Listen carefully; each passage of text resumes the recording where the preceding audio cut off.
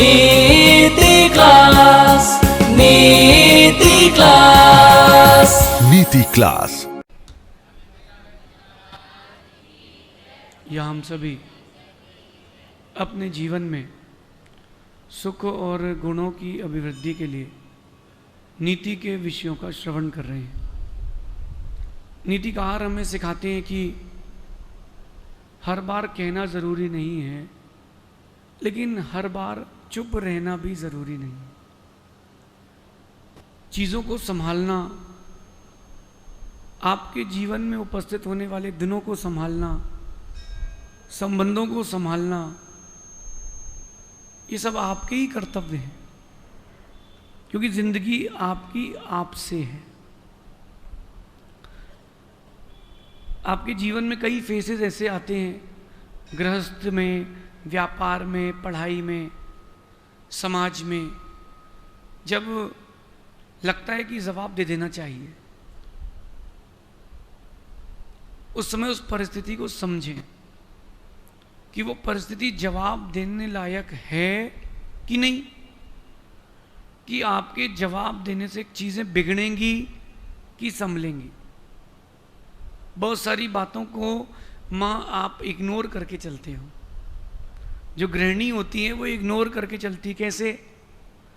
चलो ठीक है, बच्चे ने गुस्से में दूध का गिलास फेंक दिया, उसको मना करके दूसरा गिलास पिलाते हो। उस समय मारते पीटते नहीं हो, कि अभी थोड़े देर से समझाते हैं। बच्चे ने एग्ज़ाम दिया और नंबर अच्छे नहीं आए हैं, आप उसको धीरे से समझाते हो, बेटा कोई बात नहीं। फिर बीच में टाइट करते हो कि भैया पैसा फ्री का नहीं है। कई बार जवाब आप तुरंत दे देते हो तो चीज़ें बिगड़ जाती हैं, और कई बार तुरंत दे देना चाहिए जिससे चीज़ें संभल जाती हैं। तो परिस्थितियों को भांपना कि क्या चल रहा है, उस समय क्या करना है, इसको भांपना और उसको जीवन में उतारना और वैसे क्रियान्वित करना, ये बहुत बड़ी नीति है। किसी की नई नई शादी हो और ससुराल जाए तो पहले दिन से अपना ना चलाए। 1 साल रुके लड़की, रीति नीति समझे कि वहाँ का परिप्रेक्ष्य क्या है, सबको अपने फेवर में ले, फिर धीरे से कहे। और पहले दिन से ही वो अपना ऑर्डर चलाए कि 9 बजे चलेगा, आज ये सब्जी नहीं बनेगी, आज दोपहर को वहाँ जाएंगे, तो भाई घर का कबाड़ा हो जाएगा। परिस्थितियों के अनुरूप कहने का ये जो सलीका है, ये आज की नीति है।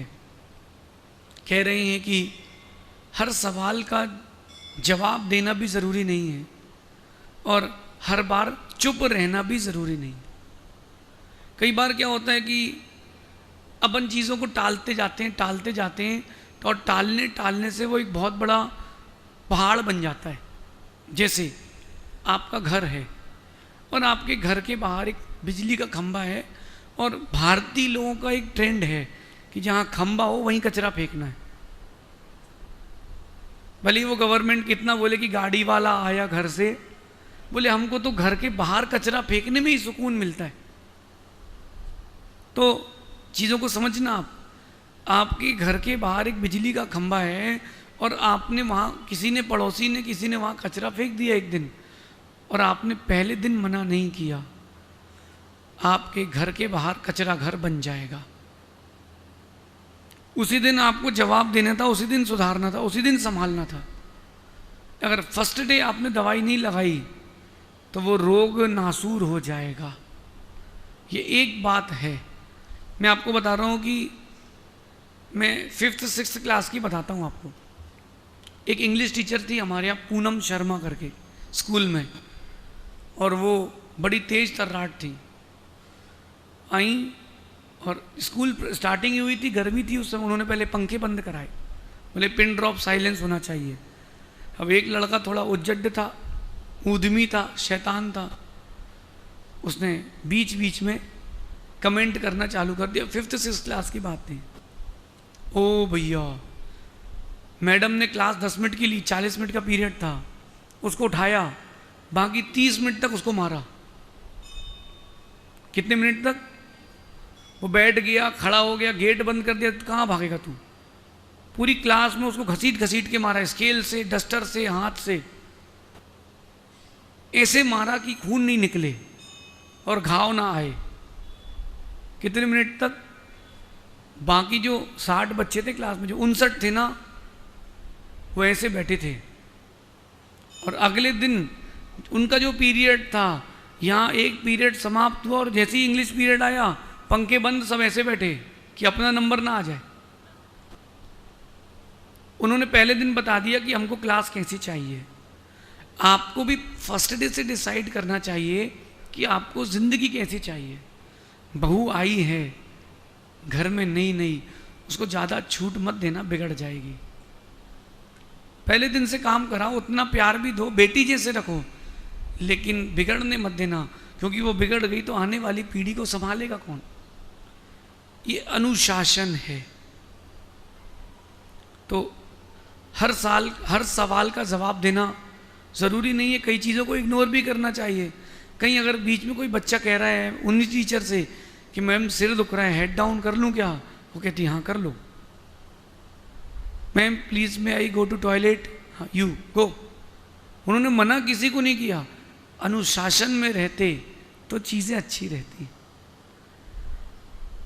अब उन्होंने पहले दिन ही बता दिया कि ये चीज़ ऐसे करके रहना है, यही नीति है। और उन्होंने हर सवाल का जवाब भी नहीं दिया। जैसे बच्चे ने पूछा आपका नाम, कॉलेज में कोई बच्चा गया, उसने टीचर की रैगिंग ले ली, लेकिन टीचर वहाँ जवाब नहीं देती। क्यों? उसको पता है कि अभी जवाब देने की ज़रूरत नहीं है, बाहर निकलेंगे तो चौराहे पर रोक के पीटेगा। तो यही नीति रीति कहती है कि समय की सूचकता होना चाहिए, टाइम का पता होना चाहिए आपको कि कब क्या करना है, कब क्या नहीं करना है। मेरा तो ये मानना है कि मौका ना हो तो ना बोलें, और मौका हो तो जम के ठोकें। शब्दों के कहने की बात कर रहा हूँ, हाथ पैर चलाने की बात नहीं कर रहा। अपन अहिंसक हैं लेकिन कायर नहीं। जब मौका मिले तो आपको अपनी सारी बात सतर्क रखना चाहिए, सारी बातों को प्रूफ के साथ रखना चाहिए और सबके सामने रखना चाहिए। लेकिन मौका ना हो तो चुप रहना चाहिए। कई बार चुप रहने से चीज़ें बच जाती हैं, कई बार कह देने से बच जाती हैं। माँ बच्चा जिद करे, पहले दिन ही उसको पीट देना। मैं बोल रहा हूँ कि उसको पीट देना। ओ महाराज जी, आप मुनिराज होके पीटने की बात कर रहे हो? हाँ। अगर जैन दर्शन की बात की जाए और उसके चरणान योग की बात की जाए तो ग्रंथों में लिखा है पादेन विया ताड़ंती, कि आचार्य अपने शिष्यों को ताड़ित करके रखें, ताड़ित करके रखें, कहीं बिगड़ ना जाए। गाड़ी में आप संभाल के रखते कि नहीं, ब्रेक दबा के रखते कि नहीं? और महिलाओं का तो काम ही वो ब्रेक दबाती है और एक्सीलेटर भी दबाती है। एक का एक्सीडेंट हो गया तो बोले क्या हो गया? बोले वो ब्रेक नहीं लगा। अरे ब्रेक इसलिए नहीं लगा क्योंकि सैंडल घिस गई थी। बच्चा जिद कर रहा है, उसको फर्स्ट डे से समझाइए, पहले दिन से शांत कीजिए कि तेरी जिद पूरी नहीं होगी, वहाँ जवाब देना जरूरी है। लेकिन बच्चा उद्यम कर रहा है, खेल रहा है, तो खाना खिला करके फिर से भेज दो कि खेलो। अब गर्मी का मौसम है, बच्चों के तो खेलने का ही दिन है। तो ये समय सूचकता का खेल है। मौका जब पड़े तो ज़रूर बोलें, और मौका ना हो तब वहाँ कुछ ना बोलें। कहीं ऐसा ना हो जाए कि अपनी कही हुई बात कट जाए। आप लोग व्यापारी हैं तो व्यापारिक दृष्टि से समझें, बिजनेसमैन है तो बिजनेसमैन की दृष्टि से समझें। अपन को हर समय शांत नहीं रहना है। Some time be violent and some time be silent, तब जाके चीज़ें चलेंगी। आपके जो बच्चे हैं वो आपकी आंख देख करके शांत भी बैठ जाएं, और वो इतने फ्रैंक भी हों कि वो आपको अपने दिल की सारी बातें बता जाए, और कंधे पर भी बैठ जाए और आंख दिखाओ तो चुपचाप नीचे बैठ जाए। ये मैनेजमेंट आपको करना है। और अगर ये मैनेजमेंट नहीं कर पाए तो रहोगे तो मनुष्य, लेकिन दिन दुख के ही रहेंगे। कोई भी चीज़ आपको अनुशासित रखना होगी तो पहले दिन से रखना होगी। अगर पहले दिन आपने अनुशासन नहीं किया है, अगर पहले दिन आपने अनुशासन नहीं किया है तो नेक्स्ट डे अनुशासन नहीं चलेगा। अगर फर्स्ट डे से आपको अनुशासित नहीं हो तो चीज़ें और हर दिन बिगड़ेंगी और आगे जाते जाते वर्स्ट स्थिति हो जाएगी। तो मौका ना हो तो ना बोलें, और मौका आए तो दिल खोल के ठोकें। मुझे एक बात बहुत अच्छे से याद है, अटल बिहारी वाजपेयी एक अच्छे कवि हैं, एक अच्छे नेता रहे। उनका एक स्टेटमेंट था कि आज हम एक वोट से हारे हैं, आज हम एक वोट से हारे हैं, एक दिन वो आएगा कि हम प्रतिपक्ष बनाने के लिए हम वोट देंगे। उसके पास उस समय मौका नहीं था, वो शांत रहा, लेकिन जब मौका आया तो उसने दिल खोल के बुलवाया। यही समझदार लोगों का काम है, टाइमिंग का काम है, टाइमिंग का। पावर से काम करोगे तो ज़रूरी नहीं है कि शॉट जाए, टाइमिंग पर करोगे तो ज़रूर जाएगा। आप लोगों ने खेल भी देखे हैं और खेल भी खेले हैं, तो दर्शक बन के रहना और खिलाड़ी बन के रहना, दोनों में बहुत अंतर है। जो जिस भी फील्ड में हो या जो जिस भी लक्ष्य को लेकर के चल रहा हो, उसमें समय सूचकता का ध्यान रखें, कब क्या करना है और कब क्या नहीं करना है। अभी गर्मी का मौसम है, इस गर्मी के मौसम में भी सर्दी होती है, पता आप लोग? अभी भी सर्दी होती तो लोग ओ भैया सर्दी हो गई, नाक बह रही है। अभी आप गलत फहमी में हो, सर्दी नहीं हुई, गर्मी हो गई। सर्दियों में जो नाक बंद होती है वो सर्दी के कारण होती है, और गर्मियों में जो नाक बंद होती है वो गर्मी के कारण होती है। अभी इस मौसम में अगर किसी को उकाली पिला दोगे ना तो गर्मी बढ़ेगी, सर्दी ठीक नहीं होगी। इस मौसम में उसको नींबू का पका हुआ उबाल करके कुकर में नींबू अचार खिलाना चाहिए, 2 दिन में ठीक हो जाएगा। क्योंकि जो अभी सर्दी हुई है वो गर्मी वाली सर्दी हुई है, सर्दी वाली नहीं हुई। डॉक्टर्स क्या करते हैं आज के समय, हाँ क्या हुआ, सर्दी, दवाई खाओ, वही दवाई सर्दी में, वही दवाई गर्मी में, और वो जो रोग है वो घर बना लेता है। ये दृष्टांत को अपने जीवन की कथा समझना, लेकिन कई बार शांत भी रहना। हो सकता है लोग बहुत सारी बातें कहेंगे लेकिन जवाब मत देना। एक बहुत बड़े दार्शनिक से एक पत्रकार ने पूछा कि लोग कहते हैं कि तुम्हारा चारित्र खराब है। बहुत बड़े दार्शनिक से कहा, जिसके फॉलोअर्स थे, जिसके पास पर्सनल 100 रॉयल्स रॉयस थी। कितनी?